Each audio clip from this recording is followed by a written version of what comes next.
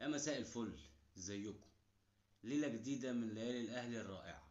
النهاردة الزمالك كان مستحوذ.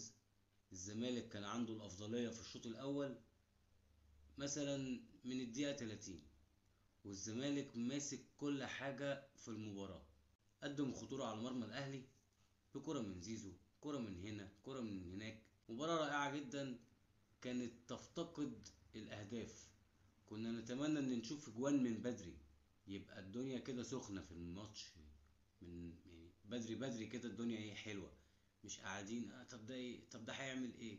في الاخر بقى عدم التوفيق هو اللي ما وقفش مع الزمالك، عشان لو كان في حبة حظ، حبة توفيق للزمالك، كنا ممكن نوصل للاكسترا تايم وبعديها نوصل لضربات الجزاء. انما تقريبا كده كولر قال للعيبة ايه، سيبوهم يلعبوا، خليهم يجيبوا اخرهم. قال لك اشوف الشوط الاول ايه اللي هيحصل من الزمالك، ايه اداء الزمالك، ايه الصورة اللي هتحصل. طيب ده ماتش قفشه بقى. طيب انا هعمل التغييرات الجميلة، هنسحب هننزل الرجالة الجديدة اللي لسه فايقة، اللي لسه عندها ايه الباور بتاعها كامل، ونزلوا بقى ابدعوا. وزي ما شفنا، اسيست ولا اروع من قفشه صاحب القضية لامام الوافد الجديد ابن عشان الرقابة بس. وإمام عاشور يحرز أول أهدافه بقميص الأهلي في نادي الزمالك، ويبقى تامن واحد لعب للفريقين في مباراة القمة. إمام عاشور في أول ديربي ليه قدام الزمالك بيتألق، بيجيب جون وبيعمل جون وبياخد رجل المباراة وبياخد الشيك أبو 50,000 دولار. مبروك عليك يا إمام.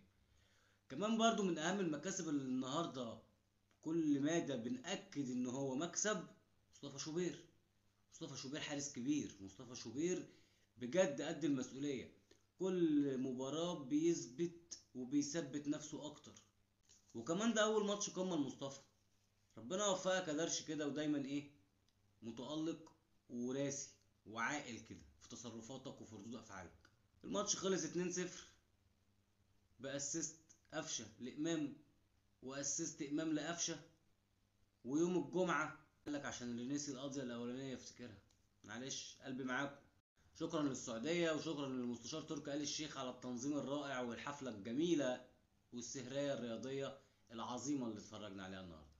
متنساش الفولو واللايك وكومنتك الجميل، ولو على اليوتيوب اشترك في القناة وفعل زر الجرس، ويلا كل الجديد هيجيلك. تصبحوا على خير يا اهلاويه يا جمال. وارض لك للزملكاويه المحترمه اللي بتفهم، اللي عندها روح رياضيه.